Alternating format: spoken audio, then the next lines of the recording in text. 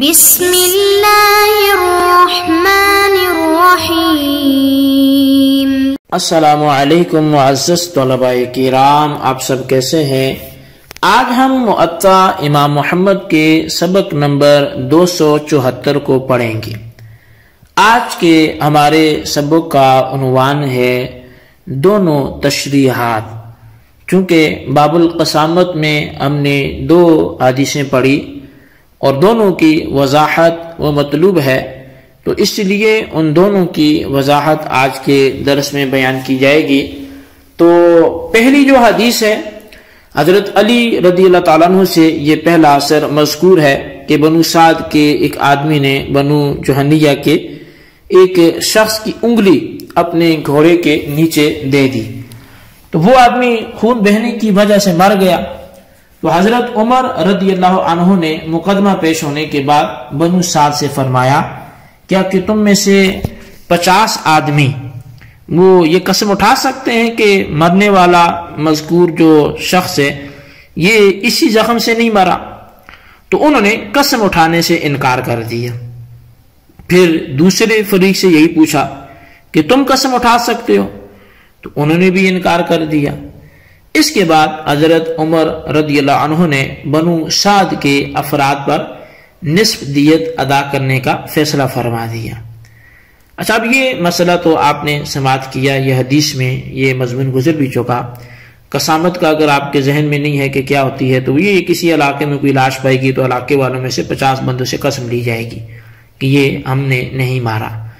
تو بہرحال یہاں یہ اعتراض ذہن میں آتا ہے کہ قتل خطا میں نصف دیت کا ذکر نہ تو قرآن کریم میں ہے اور نہ ہی احادیث مقدسہ میں کہیں وارد ہے، تو حضرت عمر رضی اللہ تعالیٰ عنہ نے پھر ایسا فیصلہ کس لیے فرمایا؟ تو اس کا جواب جو ہے وہ کیا ہوگا؟ تو اس کا جواب یہ ہے کہ حضرت عمر رضی اللہ عنہ نے جب یہ جانا کہ مسئلہ مذکورہ یعنی قتل خطا کی قسم بنتا ہے یا نہیں، کیونکہ انگلی پس جانے اور اس سے خون بہ جانے کی وجہ سے اگر یہ قتل یقینی ہوتا تو پھر قتل خطا بنتا اور مکمل دیت ادا کرنا ضروری ہوتی، اور اگر انگلی کچلی گئی، خون بھی بہ نکلا، لیکن موت اس کی وجہ سے نہیں ہوئی بلکہ طبعی موت واقع ہوئی، تو اس صورت میں کچھ بھی لازم نہیں آئے گا۔ ان دونوں صورتوں میں سے کوئی بھی یقینی نہیں تھی تاکہ اس کے مطابق مکمل دیت یا بالکل کچھ نہ ہونے کا فیصلہ دیا جاتا، لہذا آپ نے بطریقہ صلح ان کو نصف دیت وہ دلا دی۔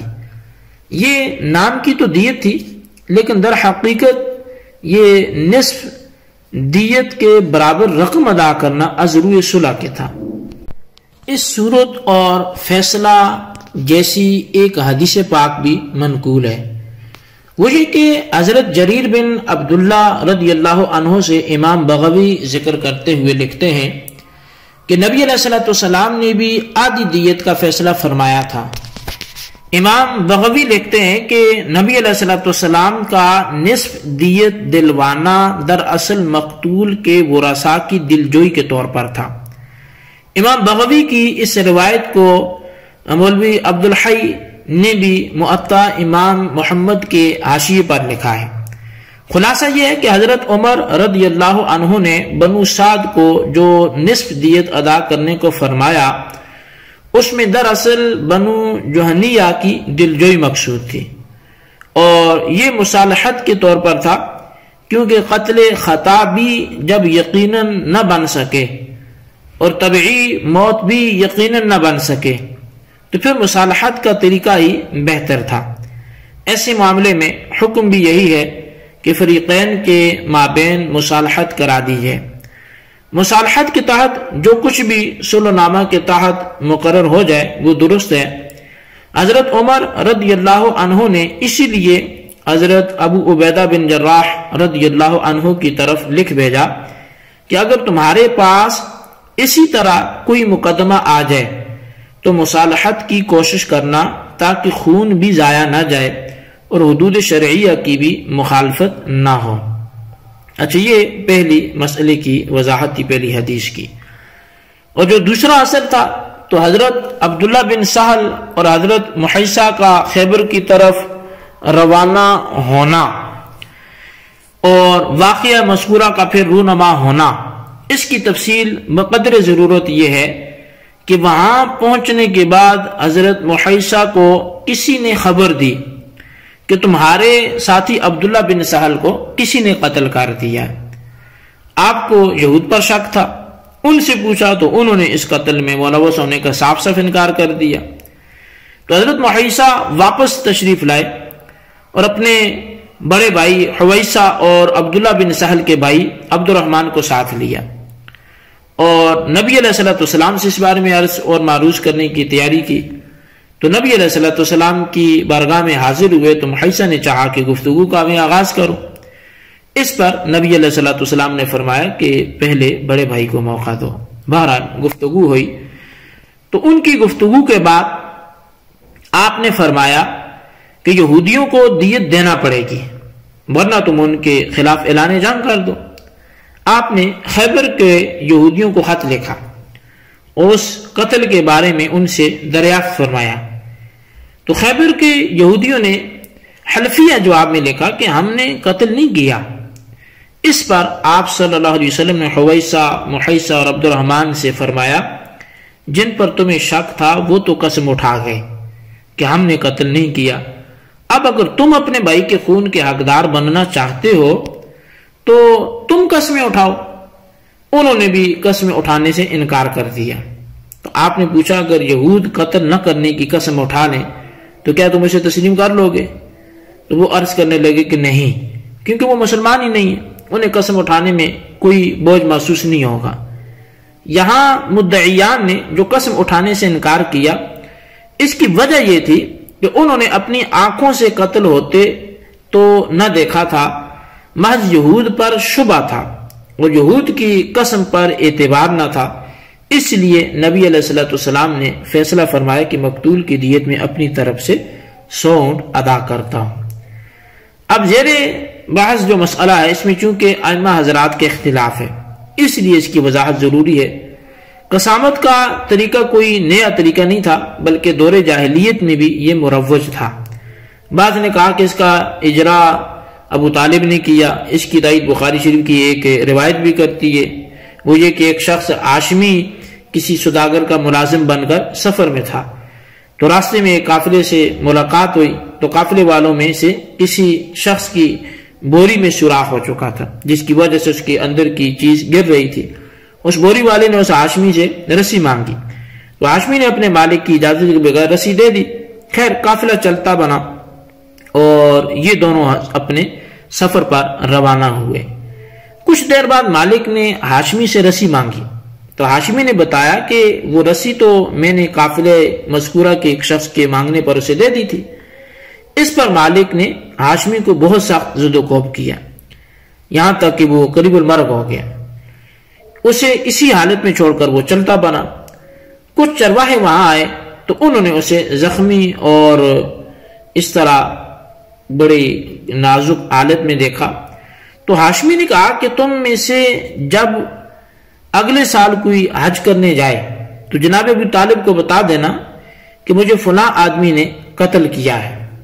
چنانچہ یہ مر گیا اور چرواہا جب حج پر آیا اور جناب ابو طالب کو مقتول کا پیغام پہنچایا تو ابو طالب نے جب یہ خبر سنی تو اس آدمی کو ڈھونڈ نکالا، اس سے پوچھا کہ تم نے فلاں ہاشمی کو مارا ہے، اب تمہارے لیے دو ہی صورتیں ہیں، یا تو 200 اونٹ بطور دیت ادا کرو یا پھر حجر اسود اور کعبے کے دروازے کے درمیان تم میں سے 50 آدمی قسمیں اٹھائیں، اگر یہ نہیں کریں گے تو پھر جنگ کے لیے تیار ہو جاؤ۔ تو اس نے سمجھا کہ اونٹ دینے تو مشکل ہیں اور لڑنا بھی اپنے بس کی بات نہیں ہے، لہذا اس نے قسم کھانے کا وعدہ کرا۔ اب بخاری شریف میں ہے کہ ان میں سے ایک شخص نے قسم کی جگہ 2 اونٹ ابو طالب کو پیش کیے تو ابو طالب نے وہ قبول کر لیے۔ مقتول کی بہن کا بیٹا جو بھانجا تھا تو وہ بھی ان میں شریک تھا۔ مقتول کی ہمشیرہ ابو طالب سے کہنے لگی کہ ایک تو میرا بھائی قتل ہو گیا اور دوسرا میرے بیٹے پر قسم ڈالی گئی ہے، تو ابو طالب نے اسے معاف کر دیا۔ بقیہ نے قسمیں اٹھا لی۔ حدیث میں مذکور ہے کہ یہ قسمیں اٹھانے والے ایک سال میں سب کے سب ہلاک ہو گئے۔ طلبہ کرام، اس حدیث مبارکہ کا مطلوب مقصود یہ ہے کہ مسئلہ قسامت دور جاہلیت میں بھی تھا، پھر اسلام نے بھی اسے جاری رکھا۔ اب اس مسئلہ قسامت میں حضرات ائمہ کا مسلک ذکر کر کے حناف کی مسلک کی تائید کو میں ذکر کرتا ہوں، پھر ہم اپنے سبق کو مکمل کرتے ہیں۔ ائمہ ثلاثہ کے اس مسئلے میں موقف یہ ہے کہ اگر کوئی شخص کسی محلہ میں قتل کیا گیا پایا جائے اور اس کے قاتل کا علم نہ ہو، لیکن مقتول کے ورثاء کو کسی شخص یا جماعت پر قتل کرنے کا شبہ ہو، تو سب سے پہلے مقتول کے ورثاء کو کہا جائے گا کہ تم اس شخص یا جماعت کے بارے میں 50 قسمیں اٹھاؤ جس پر تمہیں قتل کا شبہ ہے۔ اگر ورثاء قسمیں اٹھانے سے انکار کر دیں تو مدعا علیہم پر قسم پڑے گی، اور قسم کے بعد انہیں دیت ادا کرنا پڑے گی۔ ان حضرات یعنی ائمہ ثلاثہ کے دلیل وہ حدیث ہے جسے بخاری نے باب القسامہ اور صحیح مسلم نے باب کتاب القسامہ میں ذکر کیا، وہ یہ کہ نبی علیہ السلام نے پہلے عبد الرحمن بن سہل حویصل محیصہ پر قسم پیش فرمائی۔ یہ حضرات اس بات کے دعوے دار تھے کہ قاتل یہودی ہیں۔ جب انہوں نے قسم اٹھانے سے انکار کیا تو نبی علیہ السلام نے یہودیوں پر قسم پیش فرمائی۔ اس سے معلوم ہوا کہ قسامت پہلے مدعی سے لی جائے گی، اگر وہ انکار کرے تو پھر مدعا علیہ سے قسم لی جائے گی۔ تو دوسری جو دلیل ہے وہ ان کی بہقی شریف کی روایت ہے کہ حضرت عمر بن شعیب اپنے والد سے، وہ اپنے دادا سے روایت کرتے ہیں کہ رسول اللہ صلی اللہ علیہ وسلم نے فرمایا مدعی کے ذمہ گواہ لانا ہے اور قسم اس پر جو منکر ہو مگر قسامت کو چھوڑ کر۔ اب ان دونوں حدیث سے ائمہ ثلاثہ یہ دلیل لاتے ہیں کہ قسامت کے معاملے میں قسم مدعی پر لازم ہوتی ہے، اس کے علاوہ دیگر مقدمات میں قسم مدعا علیہ پر ہوتی ہے۔ لہٰذا نبی علیہ السلام کے ارشاد کے مطابق قسامت میں قسم پہلے مدعی کو اٹھانا پڑے گی اور پھر مدعا علیہ کو۔ ان دو دلائل ہیں، ان کے جواب میں احناف کی طرف سے یہ بات ہے کہ نبی علیہ السلام نے واقع خیبر میں عبد الرحمن بن سہل محیصہ اور حویصہ سے جو پہلے قسمیں لی، اس حدیث کی تعویل ہو جانے کی بنا پر یہ حدیث معولہ ہوگی۔ اس کی تعویل جو ہے وہ ملک العلماء علامہ قاسانی حنفی نے یوں نقل کی ہے کہ اس حدیث کو معول ہے۔ اس کی تعویل یہ ہے کہ جب تینوں نے عرض کیا کہ حضور ہم یہودیوں کی قسموں پر راضی نہیں ہیں، تو اس پر آپ نے فرمایا کہ یحلف منکم، آپ کا یہ فرمانا استفہامیہ انداز میں تھا، یعنی کیا تم میں سے 50 قسمیں اٹھائیں گے؟ کیونکہ کبھی ایسا بھی ہوتا ہے کہ استفہام ہوتا ہے لیکن حرف استفہام محذوف ہوتا ہے، جیسا کہ اللہ تعالیٰ نے فرمایا کہ کیا تم دنیا کا سامان چاہتے ہو، تو تریدون سے آغاز کیا، حمزہ تو نہیں ہے وہاں پہ، اور جیسے کہ حدیث سہل کے بعد الفاظ یوں بھی مرمی اتحلفون، کہ کیا تم قسمیں اٹھاؤ گے، تم قسمیں اٹھاؤ گے اور اپنے ساتھی کے خون کے حقدار ہو جاؤ گے۔ تو یہ انداز دراصل انداز رد و انکار ہے، یعنی تم قسمیں اٹھا کے اس کے خون کے حقدار نہیں بن سکتے، جیسا کہ اللہ تعالیٰ نے فرمایا کہ کیا پس تم جاہلیت کا حکم چاہتے ہو۔ ہم نے اس حدیث پاک کا یہ مفہوم و مطلب اس لیے لیا تاکہ دلائل کے درمیان توفیق اور اتحاد ہو جائے، اور جو حدیث مشہورہ ہے البینۃ علی المدعی والیمین علی من انکر، اس کی تائید بھی اس سے ہو جائے۔